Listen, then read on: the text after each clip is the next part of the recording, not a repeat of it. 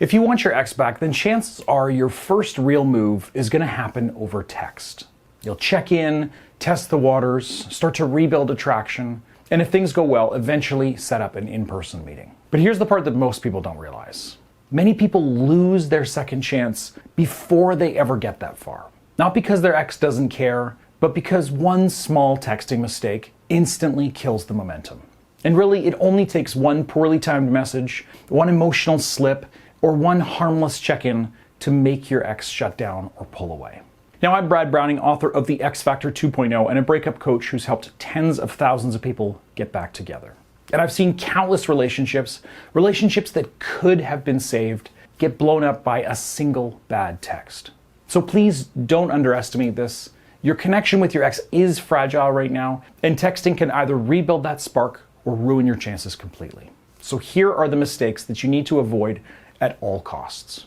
I get it. It's painful living without your ex, but if you rush to get them back after the breakup, you're going to scare them off. So never text your ex the day after the relationship ended. It doesn't matter if you're just trying to make conversation, trying to get closure, or even just trying to clear the air. Whatever you say is just going to be a mistake at this early juncture. Because the damage of the breakup is so fresh that anything you say is going to be interpreted in the worst way possible. It's like your ex has a horrible headache and you're the cause of it. Well, more specifically, the breakup is the cause, but you're close enough. So you could send the perfect text that any other day would make them melt, and today it's going to be received like dog shit on their shoe.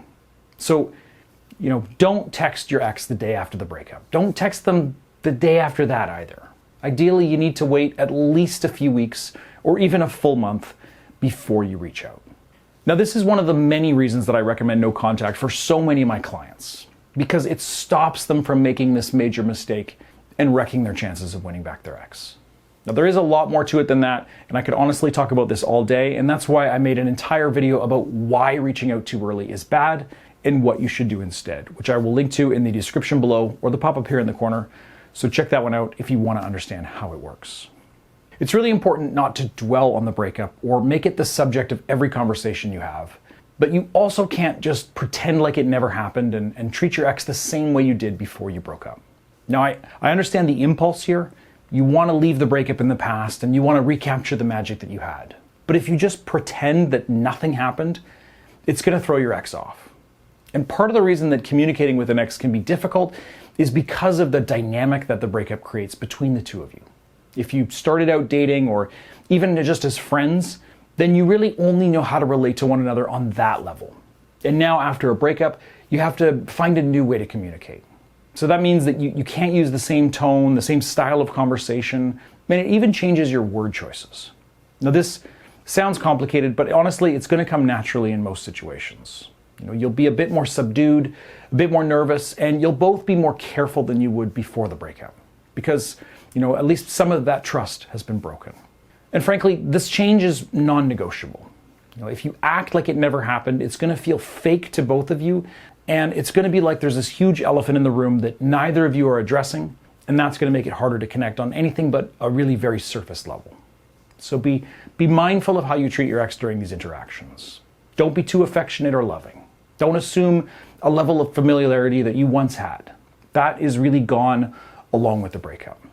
Now, you need your ex to know that you're willing to face reality, because eventually reconnecting is going to mean making changes to your relationship, or you're just going to end up breaking up all over again. If you're too available to your ex, they are going to lose interest. I know that you just want them back and you don't want to play games, but reconnecting with an ex is much the same as dating somebody new. So you still have to do the work to attract them and pass their invisible tests. What I mean is that no one is attracted to somebody who has no other options, because somebody who has no options seems desperate and lacking. I know it's shallow, but it's a subconscious cue that everyone uses when they're trying to decide if somebody is worth committing to long term. They look around at the dating marketplace and try to determine if the person is in demand or if they're all alone. So basically, you shouldn't rearrange all your plans to connect with your ex. You shouldn't answer their messages in seconds, because that shows them that you're waiting by the phone. And you shouldn't talk about how you're single and not seeing anyone, even if that's the truth. Being too available like most of the mistakes on this list, is actually really common because you're just doing what your instinct tells you. But the truth is that getting your ex back is a very subtle process, and you can't necessarily rely on instinct alone. You really need to follow proven techniques. So if you have already made some of these mistakes, don't worry, it is perfectly natural. And towards the end of the video, I'm going to tell you what you need to do in order to repair things.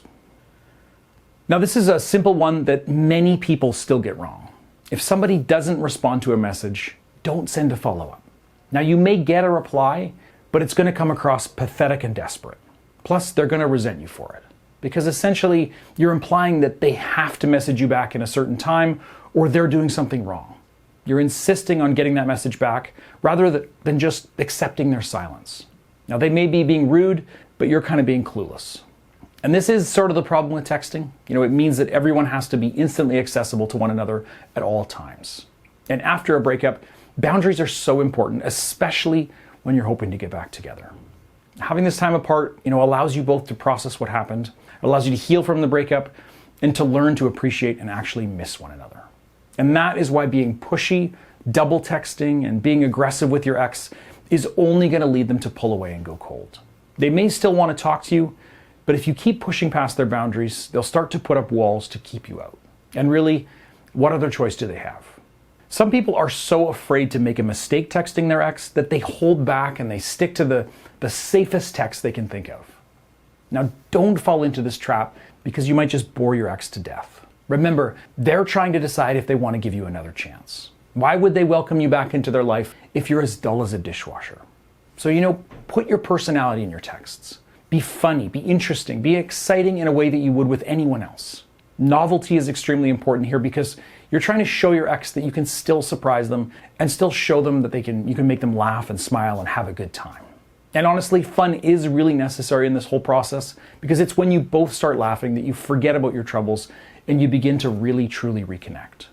Now, if you want to know what your chances are with your ex, whether you still have a shot at getting them back, I'd be happy to help you. All you have to do is go to breakupbrad.com/quiz after the video, and you'll find out how your ex feels about you.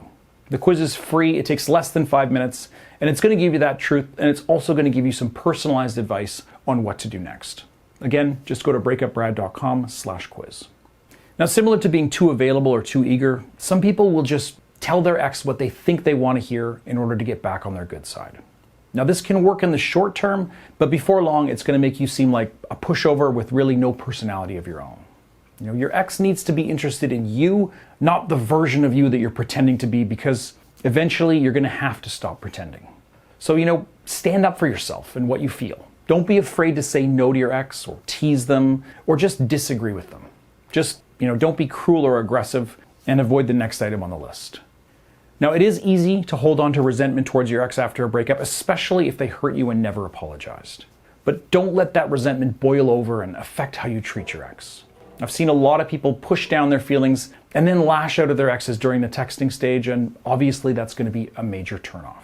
So slow down and take a breath before you send really any text message, especially if you're worried that it might upset your ex.